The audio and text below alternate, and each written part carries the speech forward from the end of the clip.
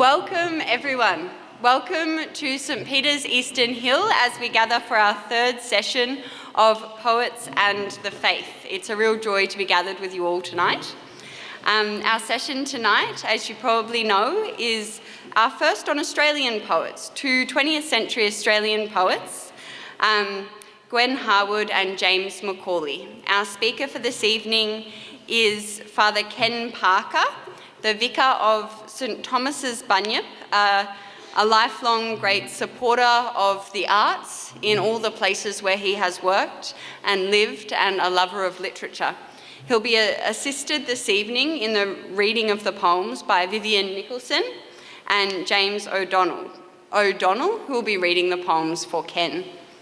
A little bit of housekeeping before we begin. The bathrooms, should you need them, can be found to the left here for the ladies and to the right for the gentlemen. And if you need a special access toilet, then please just do let one of the welcomers know, and we can take you out to one. Otherwise, without further ado, let's welcome Ken.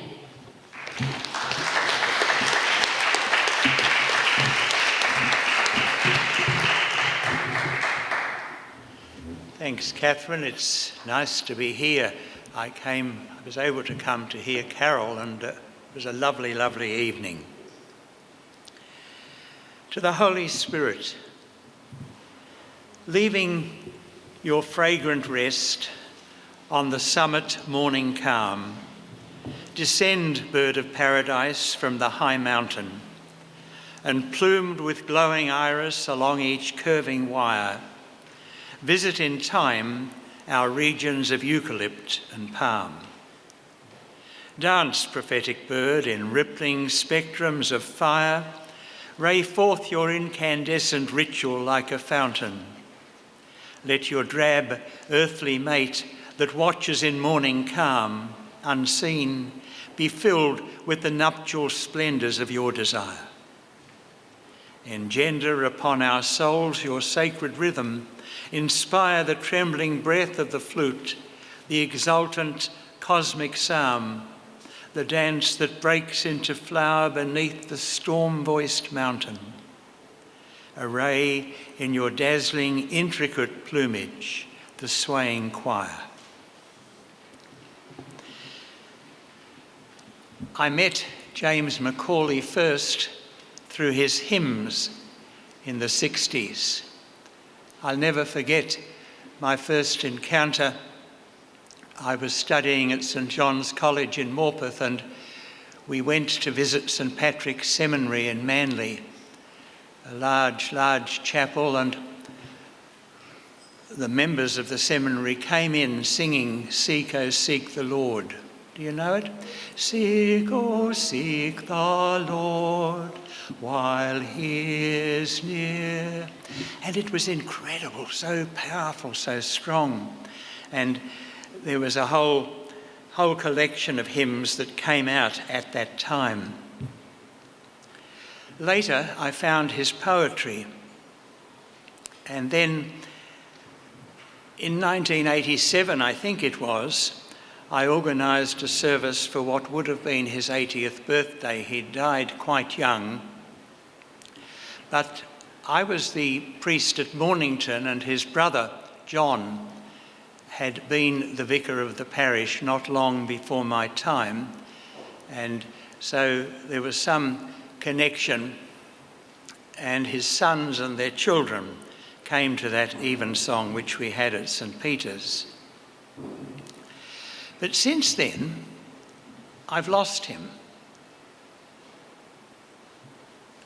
And when it was suggested as this program was being put together that I might talk about Macaulay, I thought, I can't find him anymore, because to me, he was lost behind the hoo-ha over the Ern Malley hoax, which was back in 1944.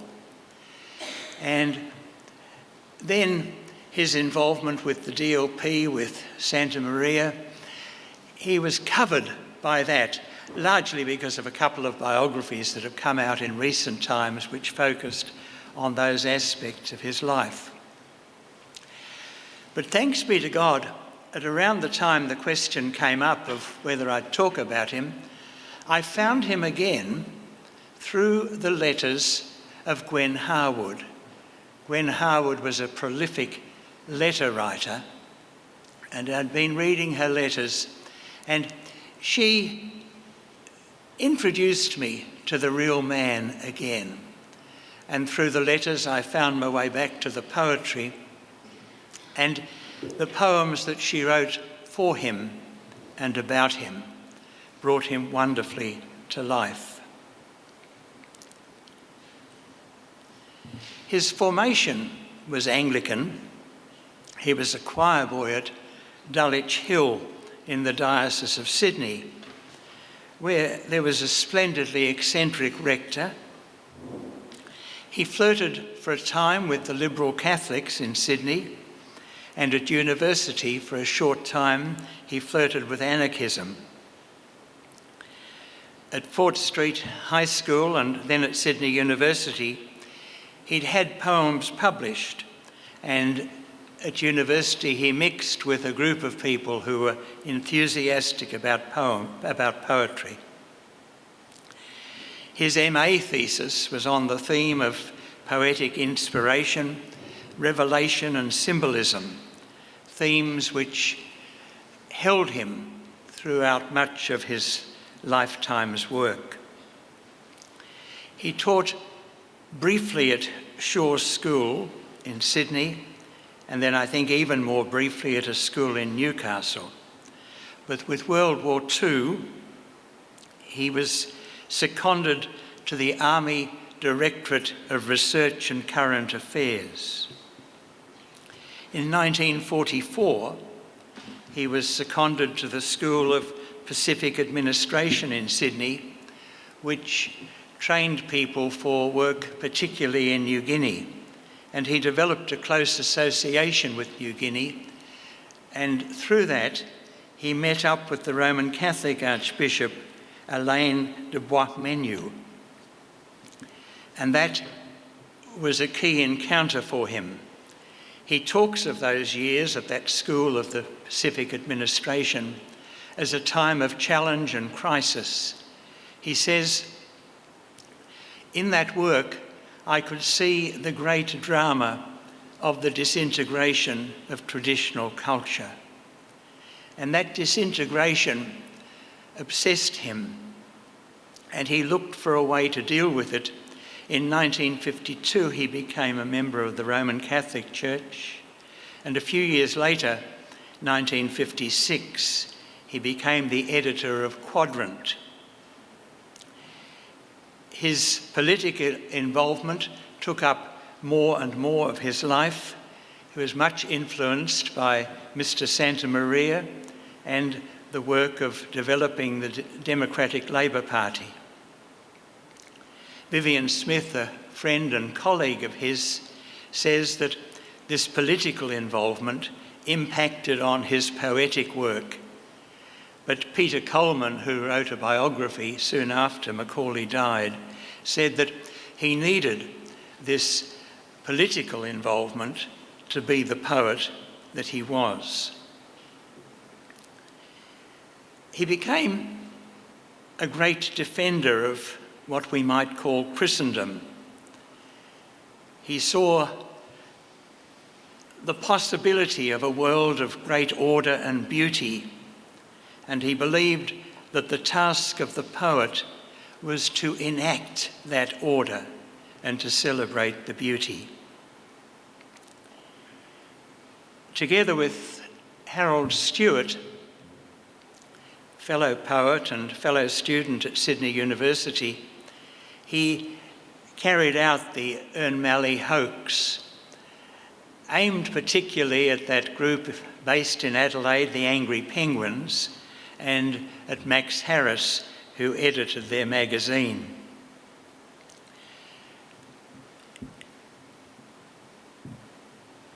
Then in 1946, he published his first collection of poetry under his own name, and that set of poems gives a pattern of intellectual quest.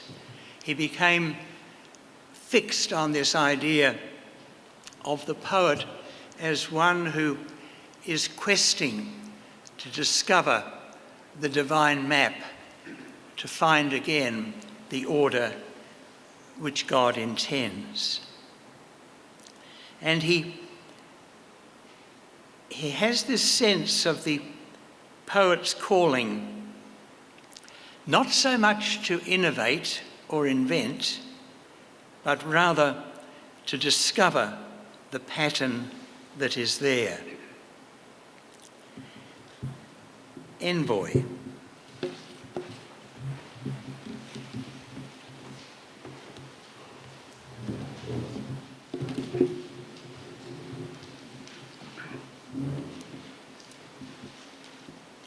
There, the blue-green gums are a fringe of remote disorder, and the brown sheep poke at my dreams along the hillsides. And there in the soil, in the season, in the shifting airs, comes the faint sterility that disheartens and derides. Where once was a sea is now a salty, sunken desert, a futile heart within a fair periphery. The people are hard-eyed, kindly, with nothing inside them. The men are independent, but you could not call them free. And I am fitted to that land as the soul is to the body. I know its contractions, waste, and sprawling indolence.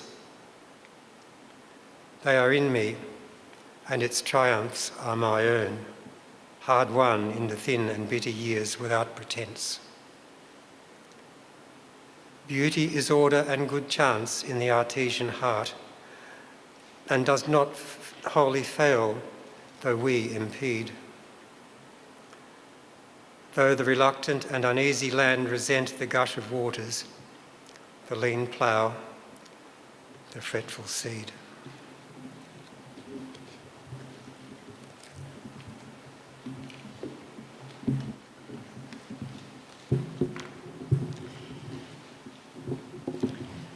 The poet writes, I am fitted to this land. The truth is he never quite fitted. He did see his Australian neighbours as little people. I sense that he saw himself as perhaps larger in stature and never quite fitting in. In that first collection of poems, he writes one of our great Australian satires, The True Discovery of Australia. And there he likens Australians to people of Lilliput, tiny people who think they're large.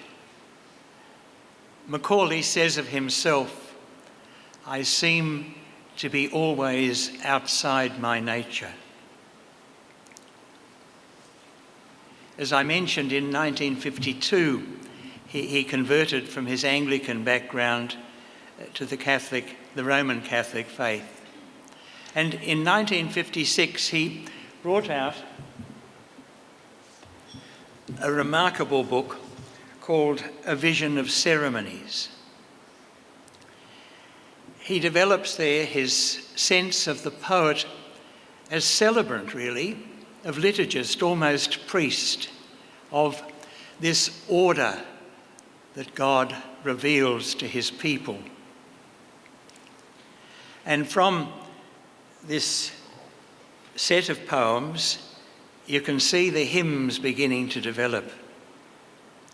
And he talks there at great depth about the role of the poet, an art of poetry.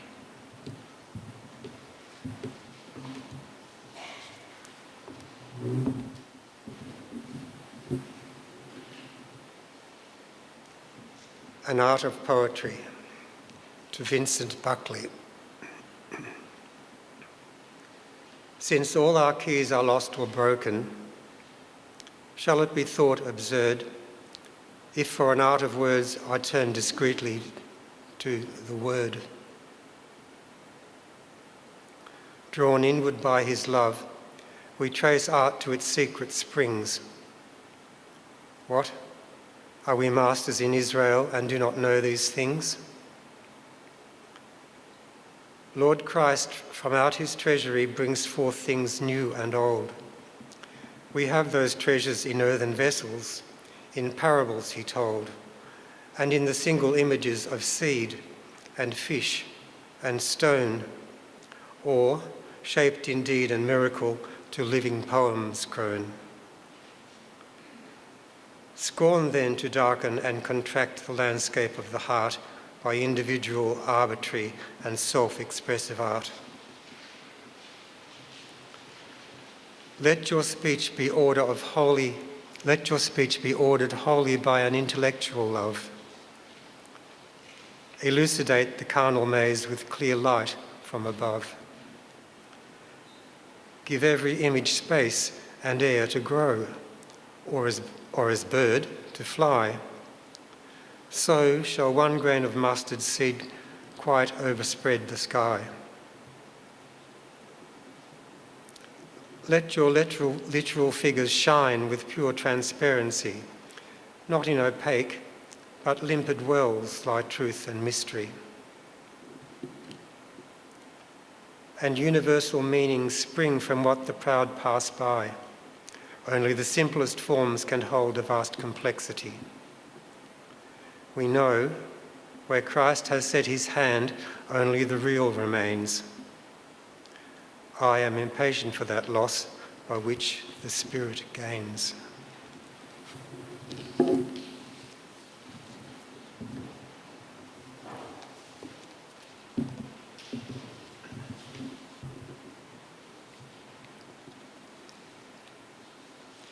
Give every image space and air to grow, or as birds to fly, so shall one grain of mustard seed quite overspread the sky. And universal meanings spring from what the proud pass by. Only the simplest forms can hold a vast complexity.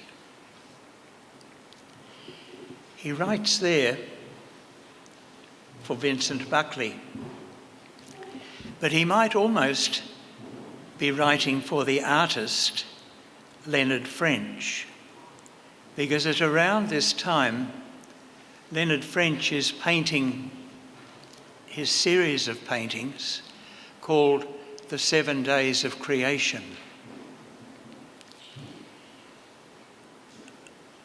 They came out of a time that French and his family spent in the Greek islands, and his little son came out of the water and asked, "How did the world begin?"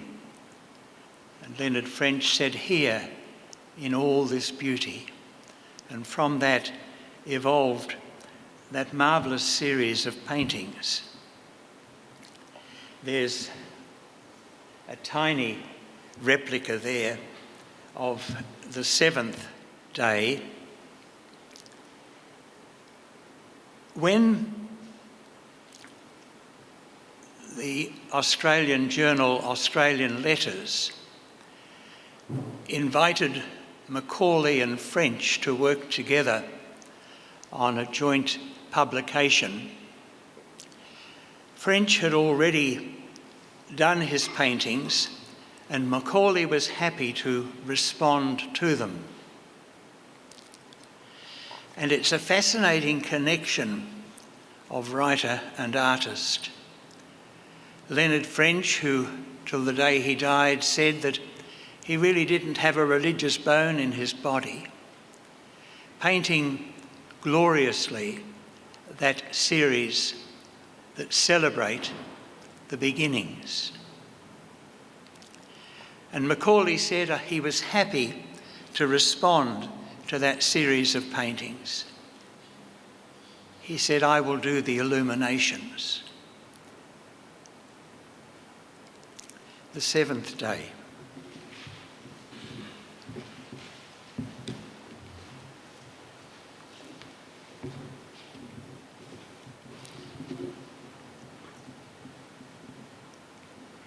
Stillness is highest act. Therefore be still and know the pattern in the flow, the reason in the fact. Sabbath of the mind. The big, implacable tearing of the will, arrested and defined.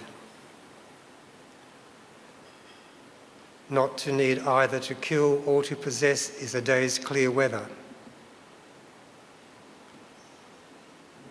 The grinding stops. We untether the abused beast and confess we've heard of happiness.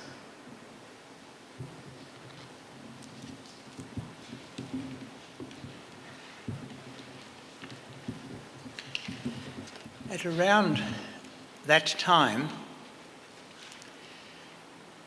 there was a marvellous exhibition of paintings in this hall. In October 1962, a stunning collection of work was shown here, Religious Art in Our Time. And among the work that was here were 4 paintings by Leonard French, not from the 7 Days of Creation, but from his Campion paintings.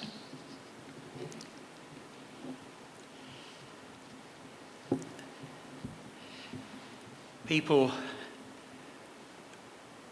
looking at Macaulay's work reflect that at that period, when he was responding to Leonard French's paintings, he found for a time a sense of rest and wholeness in poems that were like icons. Just for a brief time, he found that Sabbath rest that he speaks of when he responds to Leonard French's painting.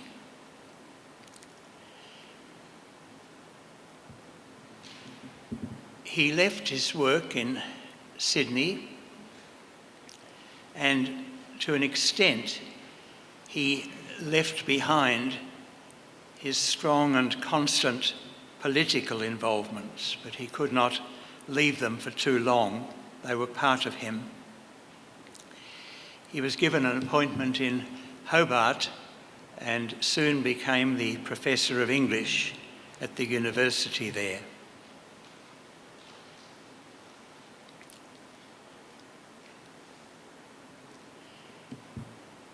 He continued to explore that idea of the poet as explorer, discoverer. There's a sense in which a vision of ceremony had been a liturgical work. His next book,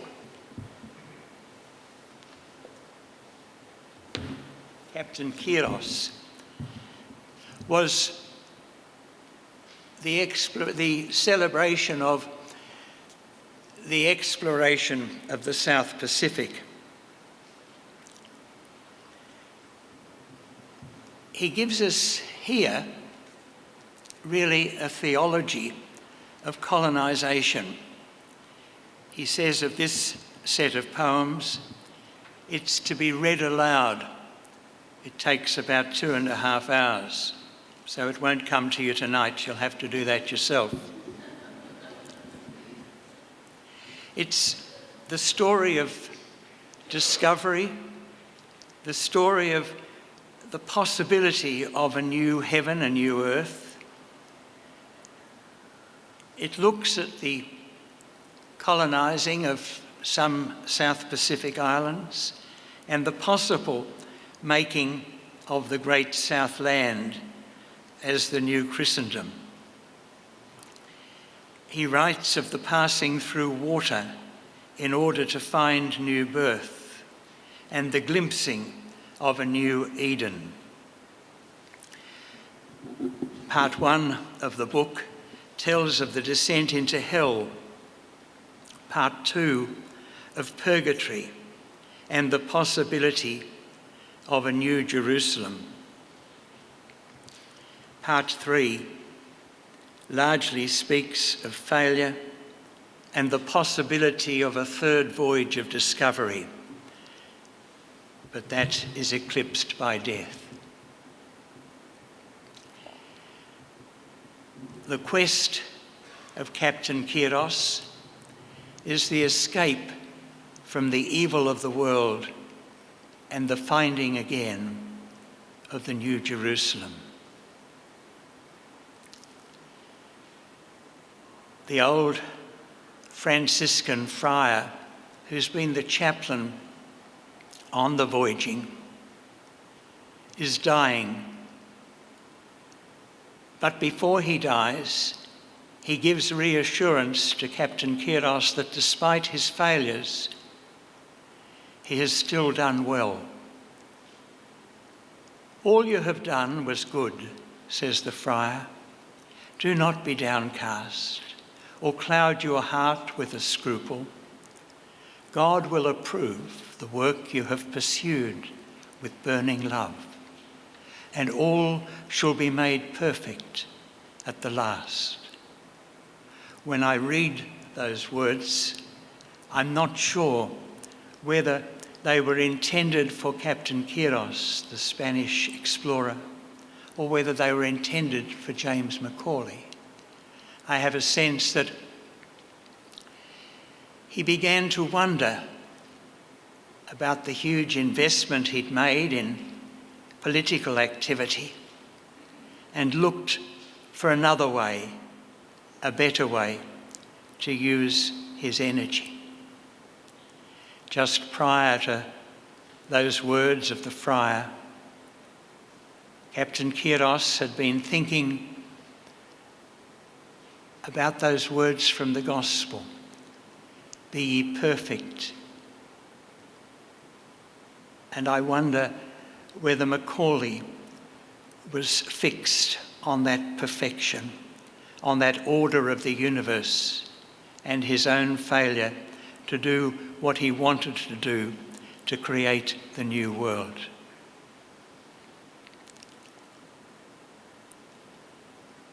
Those two books of poems, A Vision of Ceremony and Captain Kiros, are his great public statements. Having put those out to the world, he seems to have spent himself. And I think for him, there's a crisis of the heart. He's worked with Richard Connolly on the production and publication of about 20 hymns, magnificent in their celebration of the great Christendom, which is central to his vision. And at about the same time, he was working on the translation of the beautiful book in the Old Testament of the Song of Songs. He contributed that to the publication of the Jerusalem Bible in 1966.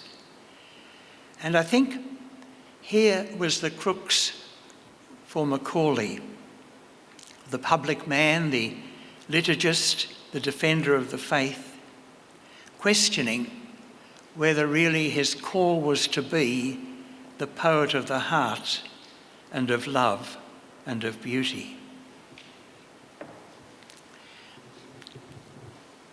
There are two reviews that came out when his collected poems were published. David Malouf, the novelist and poet also, saw McAuley as somehow marking time, looking for new vision, for new possibilities, to do with things of the heart and to do with the personal. Fellow poet R.A. Simpson said, in effect, that McAuley had become so doctrinaire in his thinking that there was little chance of new beginnings. But he struggled with new beginnings because after Captain Kiros was published, there is a shift. There's that literal shift to Tasmania, and there's a shift in the heart. He begins to reveal something of who he is and responds to the world around him with passion and that sense of beauty. There are some teachers here for him, I think. One was the German poet George Trakl, Trakl, who died as a very young man in the midst of the First War in 1915. McAuley at first had contact with Trakl's poetry in the 50s, but then towards the end of the 60s and then in the 70s, he had an intense interest in the work of this man who, in the midst of the horrors of war, still found beauty and order and wanted to celebrate them. I think McAuley identified with him. That poet, the German poet, committed suicide. He couldn't manage to hold on any longer in the ugliness. Another teacher, I think, for McAuley in this change of heart was the Australian poet John Shaw Neilson. McAuley wrote about Neilson in 1966, and he's drawn by Neilson's courage, his considerable skill as a poet, and he sees him something of an Australian version of William Blake. He's moved particularly by Neilson's religious vision, which is personal, radically focused on the Australian bush, and without any benefit of clergy. McAuley is particularly moved by Neilson's poem, "The Poor Can Feed the Birds," where Neilson watches the poor feeding the birds just over the road in the exhibition gardens. And he speaks of the sacramental nature of that feeding. And he contrasts the enactment of the sacrament there in the gardens with the towers going up, the spires of St. Patrick's, just across the road. And McAuley's moved by this deep, deep sense of the sacrament that he finds in Neilson's writing.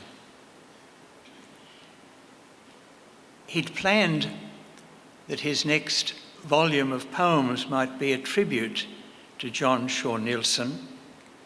That wasn't to be the case, but he wrote this beautiful poem, "The Hazard and the Gift," as a very direct honouring of John Shaw Neilson.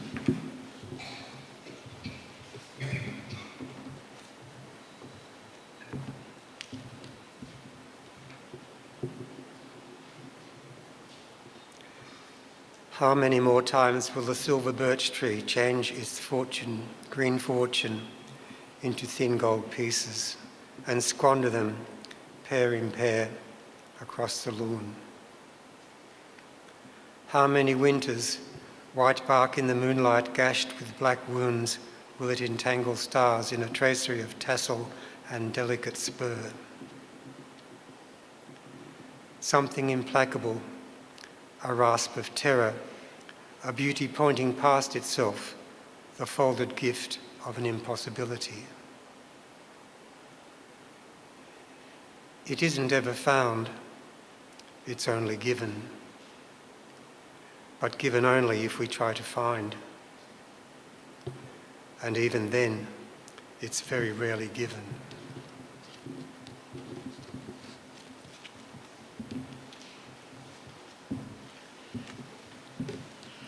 McAuley reflects on the vocation of the poet, the gift of creativity.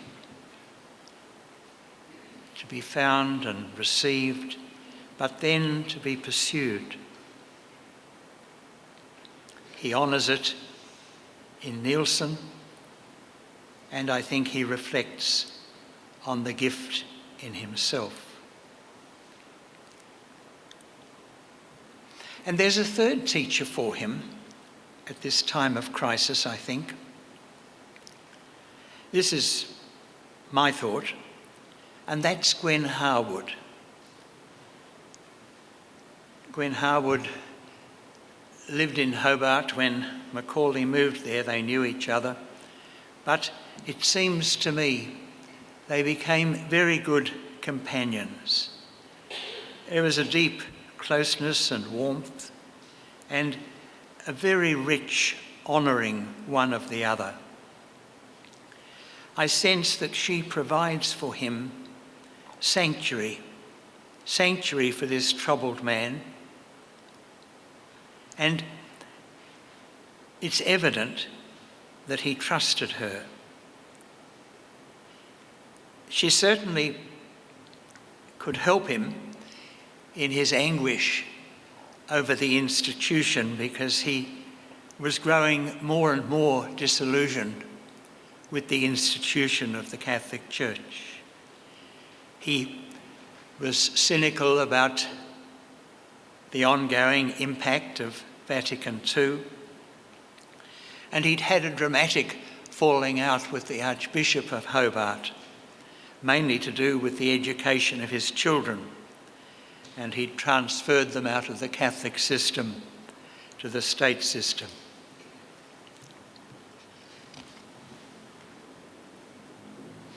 That sense of disillusion, I think, is there in the poem Parish Church.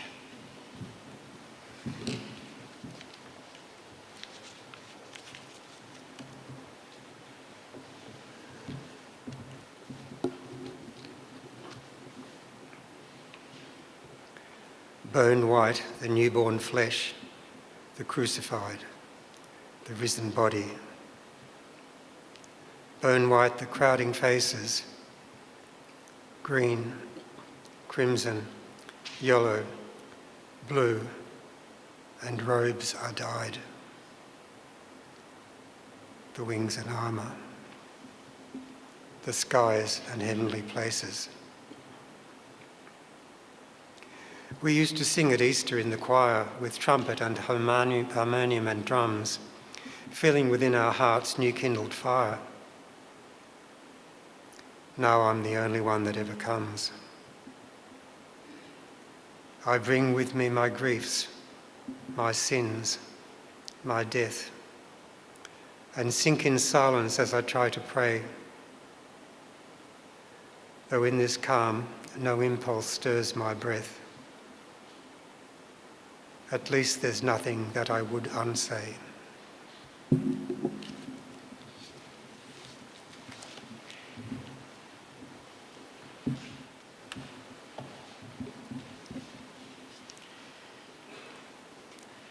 Richard Connolly, the composer, had worked with McAuley over many years on their hymns, and he writes, after McAuley's death, "The last time I went to Mass with him was on a clear, cold Hobart morning in May 1976.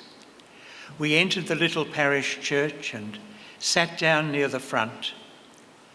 Those 20 hymns we've made together, partly superseded now by Tin Pan Alley numbers that we both detested. But in the parish of Newtown that day, 2 of the hymns on the notice board were ours. He leant towards me and whispered with a grin, 'We're doing well today.' Later, as we knelt together, I stole a few sidelong glances at him and thought of that poem that he'd written just a month earlier. Ah, James McAuley, strange, great, loving, knowing, lonely man. I shall have other friends, but none will remotely resemble you. I think I shall not know another man remotely like you.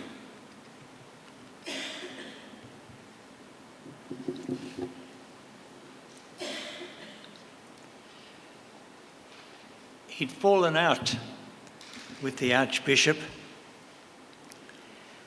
and when the Archbishop came to his deathbed, he pushed him away. He certainly was a strange, lonely man. But he was very human.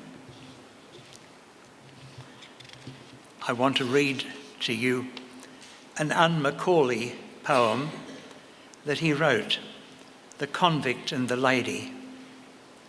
An incident in St George's Church, Battery Point.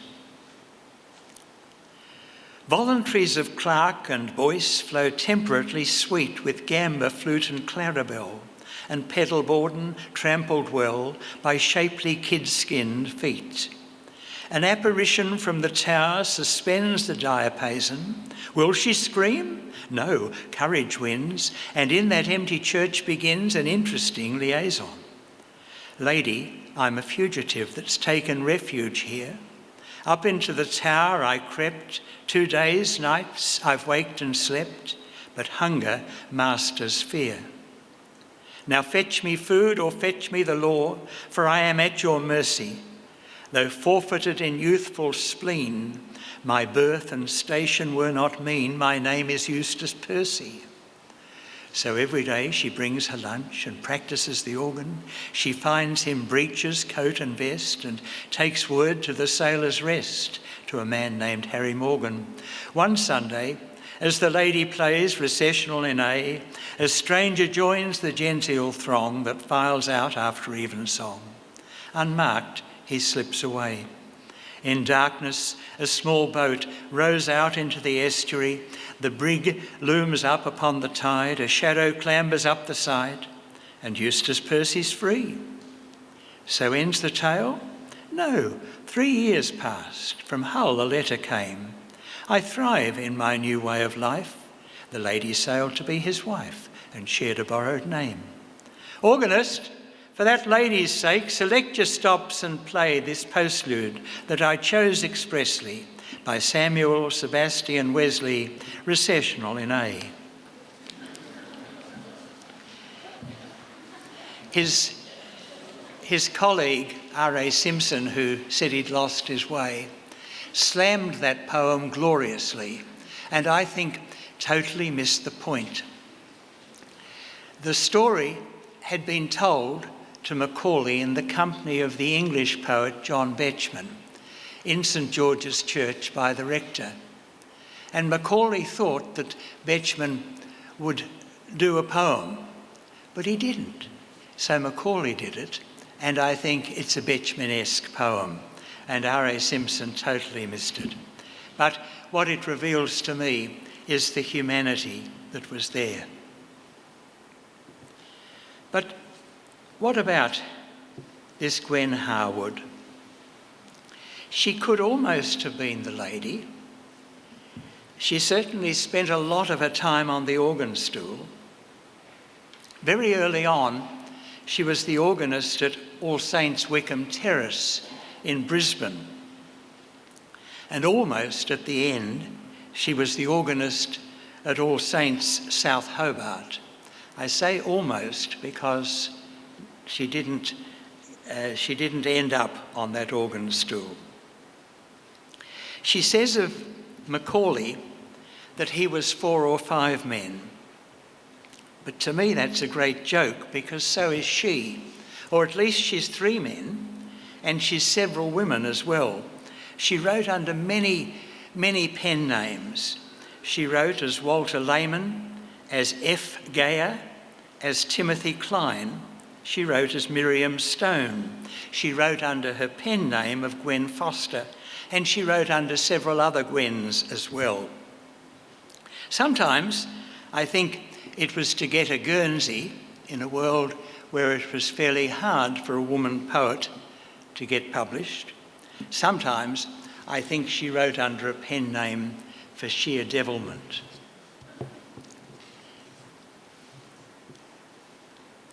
Thomas Shapcott, again an Australian poet, contemporary of Gwen, wrote of her after she died, "Be suspicious of letters, all you researchers.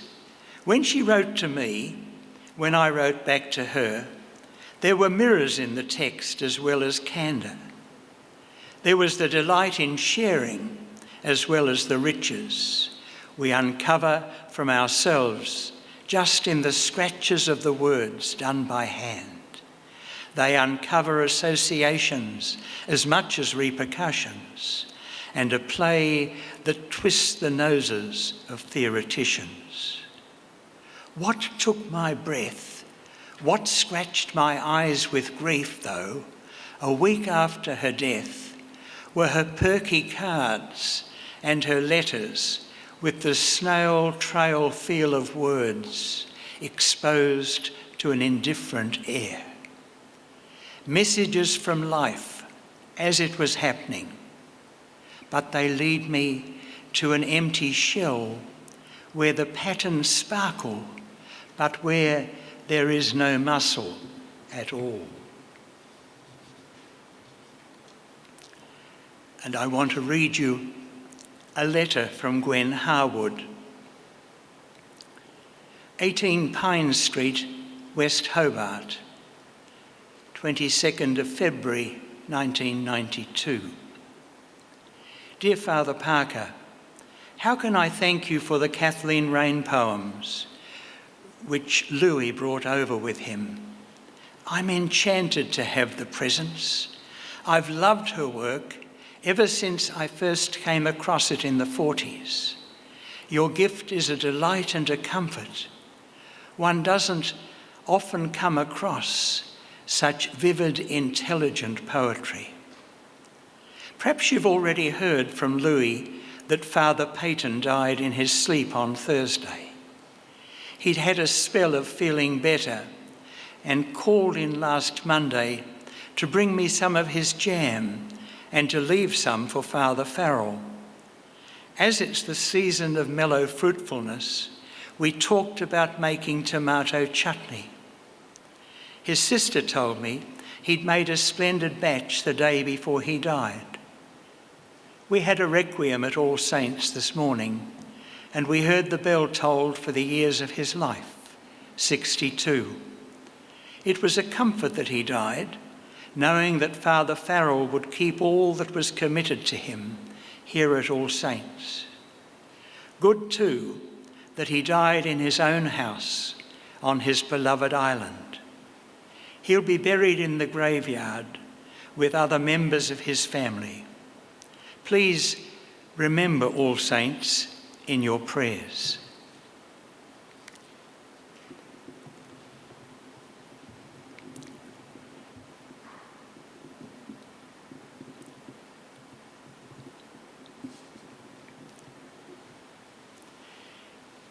She'd come from Brisbane.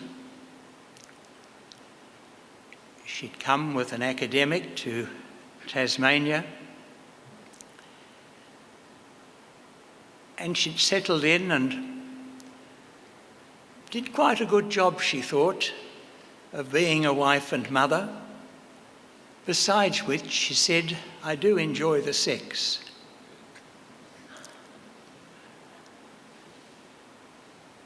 I think she had a powerful influence on McAuley. Certainly it's interesting to hold them together. He's such a public figure with the Ern Malley hoax with Quadrant, the DLP. And Gwen, quietly strong in her sense of being a poet, a deep sense of poetry as a vocation, but critical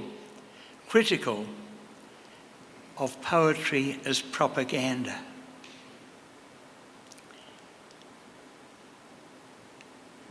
as well as a lovely sense of being a poet by vocation, she had a delightful awareness that the poet also is called to be a fool, and often she is a wonderful fool. McAuley, card-carrying, hymn-writing Catholic, often overburdened with grief and the weight of the world. Harwood, somewhat like Kathleen Raine, whose work she enjoys so much, has a deep sense of being an inheritor of the great wisdom tradition, and she speaks without any affectation out of that tradition. But in her poetry, she weaves in her faith, and she weaves philosophy into her childbearing. McAuley stands most often on the high ground. Sometimes there's just a sense of the self-righteousness there. Yet when pushed, he's able to say, I often seem to live outside my nature. But Gwen Harwood, from my reading, enjoys being herself, a self well-earthed, a self who can be splendidly high church when it's needed, and sometimes splendidly high camp, even when it's not needed. She's given to wicked asides and to sharp comment. She's always ready to have a go. In 1961, she had a splendid go. She'd sent a poem to the Bulletin under the name of Walter Layman. It had a good title to be mentioned in a church hall. It was called Abelard to Eloise. It was an acrostic poem, and the astute reader found another message there altogether. If you read the letters down the left-hand side, they say with all elegance, fuck all editors.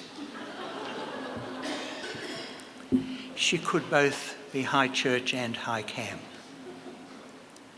Likewise, later on with her funeral directions, she'd fallen out with the management. Father Farrell, whom she mentions so lovingly in her letter to me, had fallen foul of the law, and she could not get the diocese to give him any support or backing at all. And then the parish withdrew their support, as I understand it. And so she resigned as organist and as member of the parish council. I think she would have been good medicine for John McAuley. Listen now to some of Gwen Harwood's poems. Again, Trist Trist was written under the name of Walter Layman.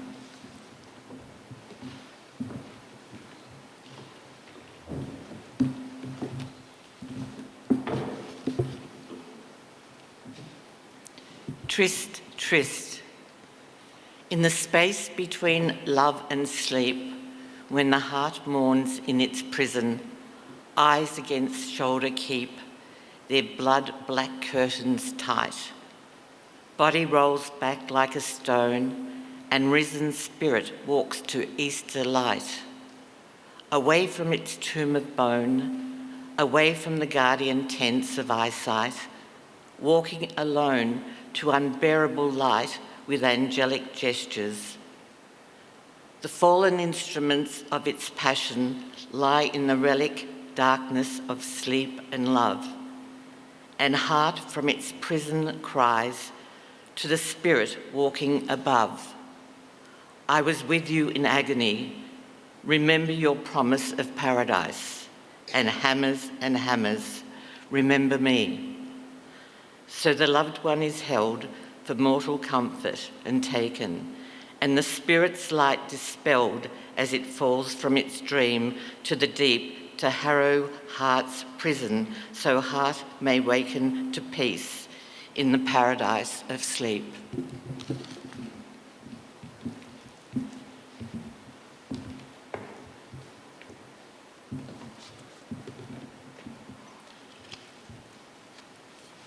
It was one of her early poems, and I think a very brave one, because it seems to me that what she's saying in that poem is that good faith is like good sex, that to live the faith is like making love. And so she weaves the Christian story, including the Passion of Christ, into the act of love.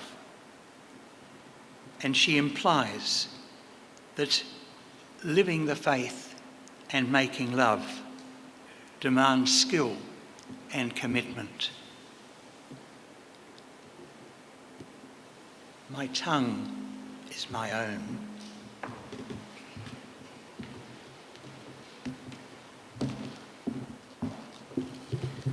My tongue is my own. When my life, whether sound or rotten, hangs trembling in death's shears, I'll call strangers or friends, no matter whom, children whose names I have forgotten, to bend across my riddling doom, as flesh puts off its make of power and humbled falls to a blind frown, waiting the mystery of rebirth. Then I'll speak at my last hour, I'll cry such lightning down, children or strangers well may see the nodes of all days' crystals break, and from that split and glittering heap, this morning flash its jewel of grief. I'll call the name I do not speak.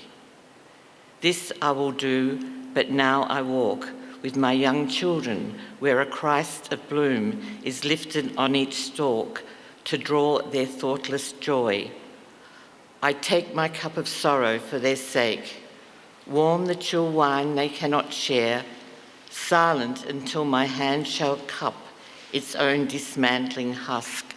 I stare at the elms elevate their green wafers beyond the sacrifice of winter to this quickening land, children and flowers on either hand.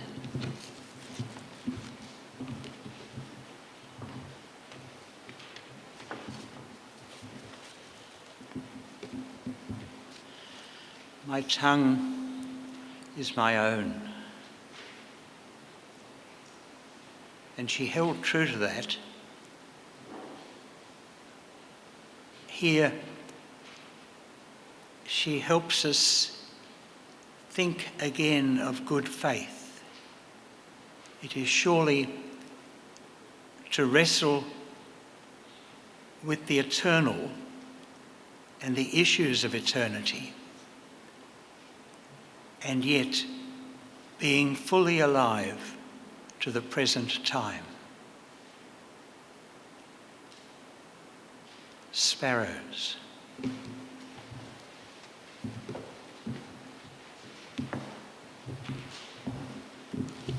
Sparrows. Matthew says 2 for a farthing, and Luke 5 for 2 farthings, neatly threaded on skewers, housewives shopping around. They're cheaper down the road. Why does he let them fall if he loves the world at all? We've hundreds here. They come and go all day unharmed. They feed beside my geese, while the lark who starts up singing feeds himself as he will. As the psalmist says, I watch like a sparrow on the roof. Many I loved are gone. Death has them in his net. The God of Israel let the fowler's snare enclose them. Sparrows flock to my pond, one on a lily leaf, twitters and drinks, I'm charmed. Nothing can correspond to my wonder of the world.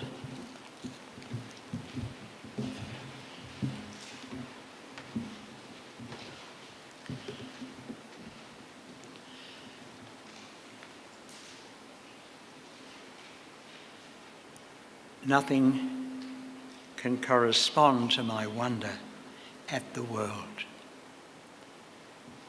I love Gwen Harwood's ability to wonder. I marvel too at her intimacy with the Christian scriptures and the implicit love of them in her poetry. She says of her great hero, Wittgenstein, the philosopher, "It is Wittgenstein's continued wonder that enchants me."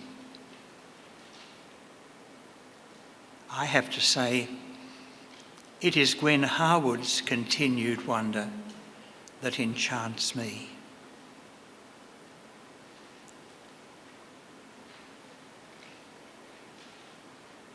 Infant Spurwing gives us an insight into that relationship between Harwood and McAuley.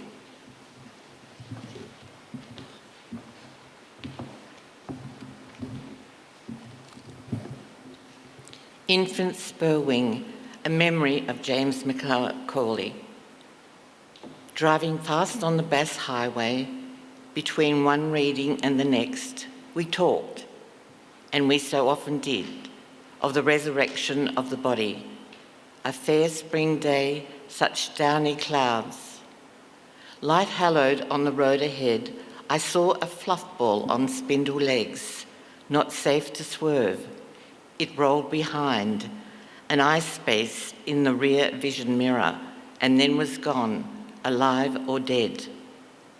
I said, to ease my own distress, I knew a man who steered to miss a dog and killed his only child. You grinned and said, don't fret about it. You've eaten birds enough to fill a good-sized field, and we'll eat more. And I, if there's a resurrection, all that has lived must live again. Ducklings, turkeys, butterball chickens, what portion will those creatures have in the new covenant of salt? We sped on arguing through the rich pastures, cracking our Western logic. Then, after a brief silence, you touched my shoulder and said, I know that in my flesh I see God. You can call me one of reason's dropouts.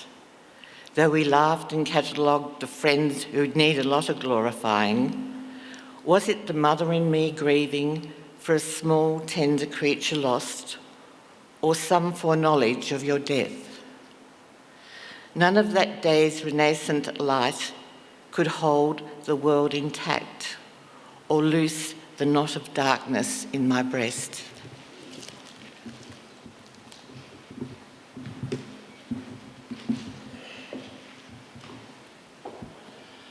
What warmth and trust there was in that relationship. James McAuley turns and says, I know that in my flesh I shall see God. Round this time, in his disillusionment with the established church, with the institution, he said to a friend, all I believe in now is the resurrection and the Mass. Mid-channel.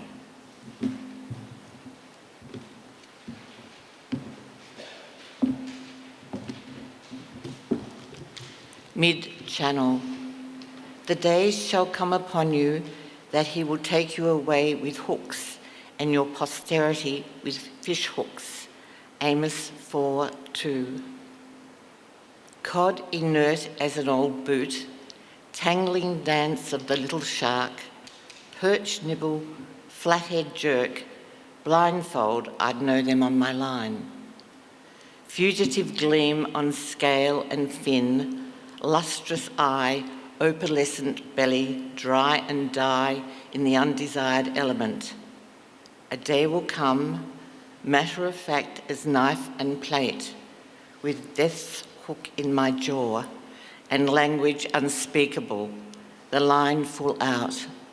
I'll tie you with my choking weight, old monster anchored in the void. My God, you'll wonder what you've caught. Land me in hell itself at last. I'll stab and swell your wounds with poison. Not here, not now. Water's my kingdom tonight.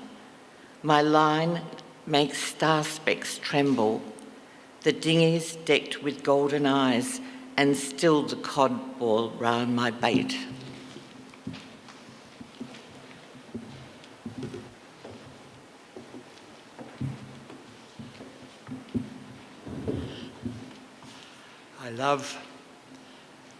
I love that theology of Gwen Harwood, so powerfully incarnational. Real contrast with the struggle that McAuley has to bring heaven down to earth.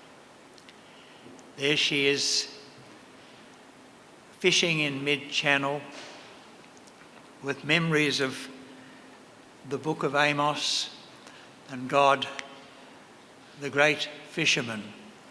I don't think I can ever sing again the little song about I will make you fishers of men if you'll follow me. She sits there enjoying the fishing, catching the evening meal, and thinking about Amos's theology. God, the mighty fisherman. And she said, I'll fight you. I'll fight you. Great courage of Job she has to question and to demand the truth.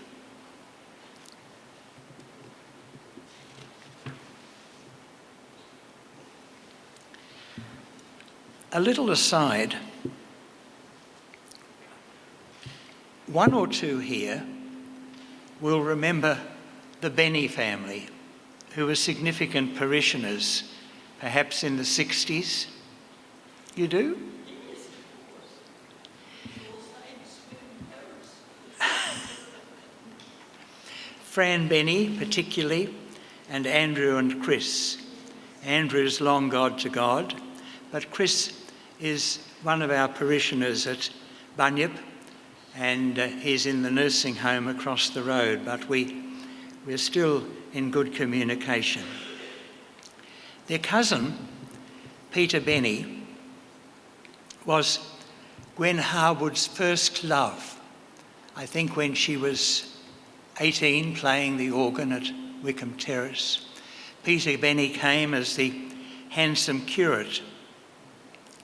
He went off and married someone, and she went off and married someone else. But she still held the value of that friendship. She wrote him a valentine 50 years on from that first meeting. But inspired by him, she wrote this little suburban sonnet. He'd sent her a copy of a booklet that he'd put together on happy marriage. It used to be the practice that clergy would write little books for couples getting married and teach them how it could all be done so well. And she writes, inspired by his words of wisdom, suburban sonnet. She practices a fugue though it can matter to no one now if she plays well or not. Beside her on the floor, 2 children chatter, then scream, then fight. She hushes them. A pot boils over. She rushes to the stove too late. A wave of nausea overpowers subject and counter-subject. Zest and love drain out with soapy water as she scours the crusted milk. Her veins ache. Once she played for Rubinstein. He yawned. The children caper round a sprung mousetrap where a mouse lies dead. When a soft corpse won't move, they seem afraid. She comforts them and wraps it in a paper featuring tasty dishes from stale bread.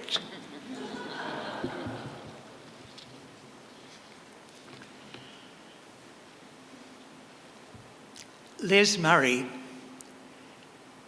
in a poem called Equanimity, says Christ spoke most often from this space.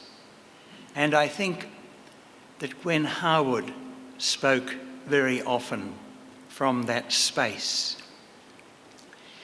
Kathleen Raine,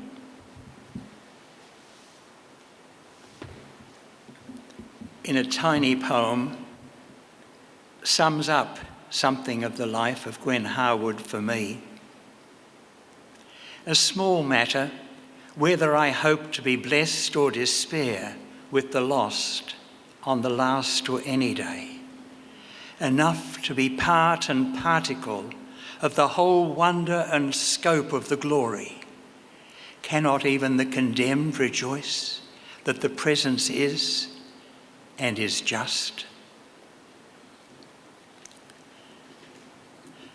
I walk each day from my house on the Nepean Highway down to Fisherman's Beach, and I walk down Wilson's Road.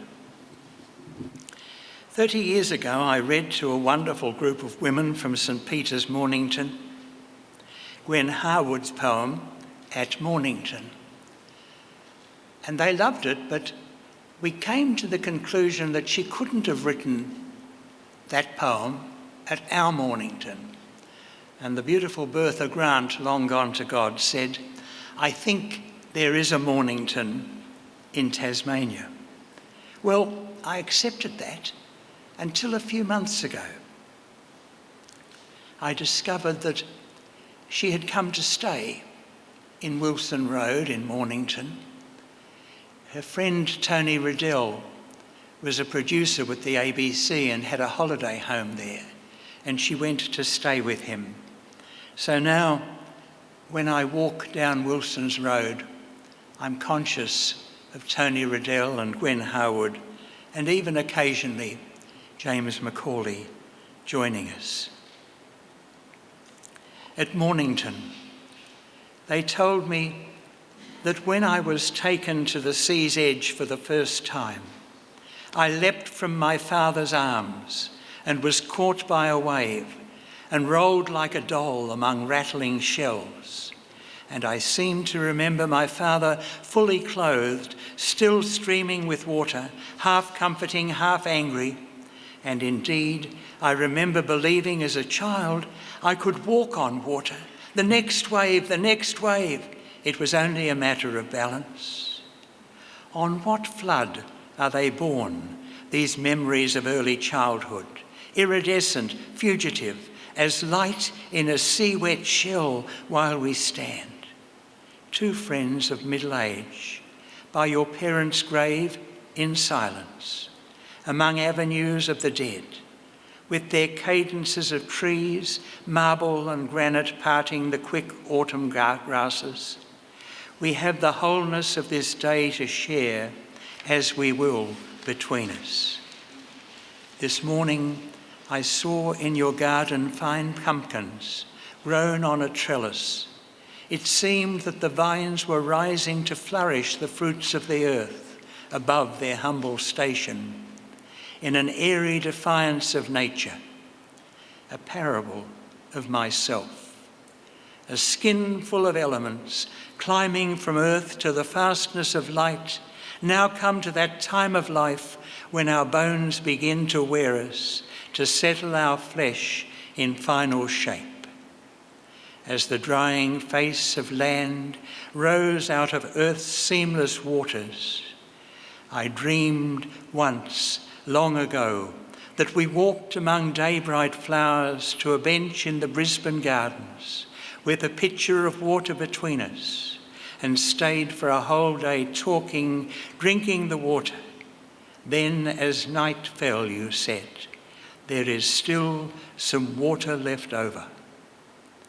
We have one day, only one, but more than enough to refresh us.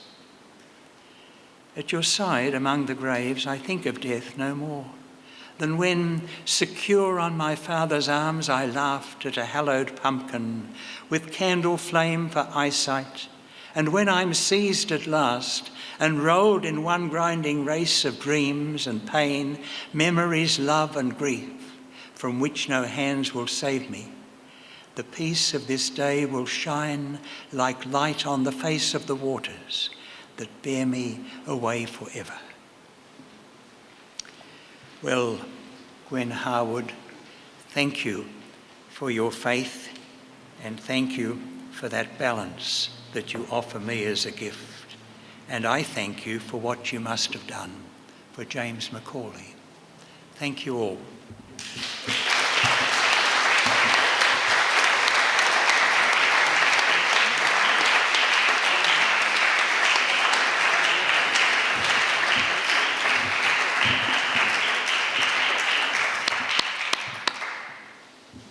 Well, thank you very much to Father Ken for that wonderful presentation. I know I appreciated your very gently enchanting telling of the story of two poets and two significant figures on the Australian spiritual and poetic landscape.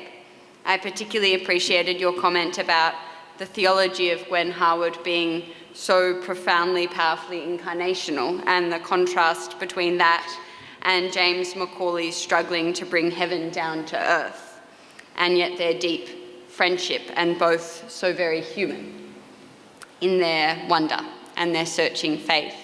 So thank you for weaving that narrative for us. We have about 5 or 10 minutes for some questions.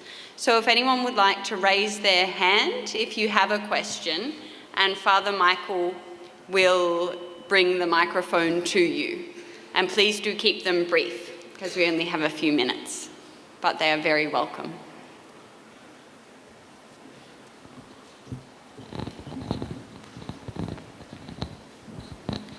Thank you very much, Father, for that fascinating talk.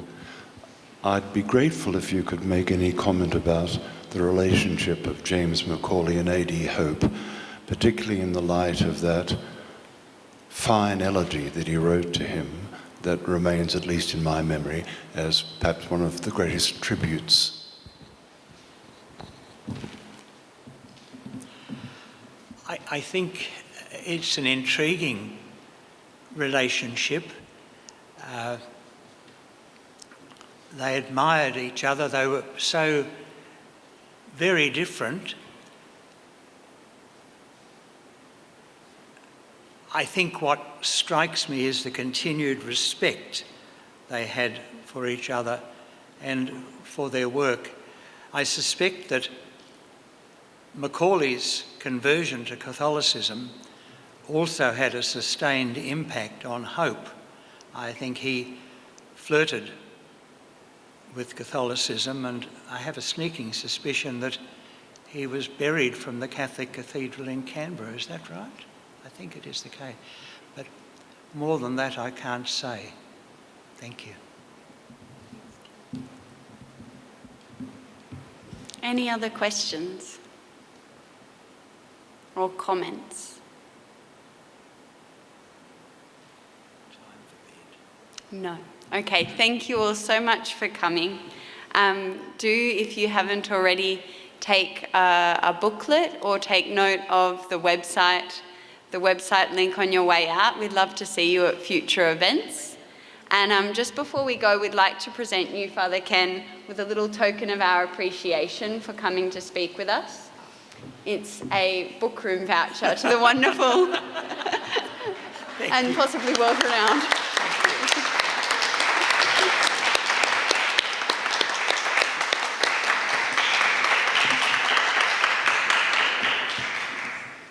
Thank you.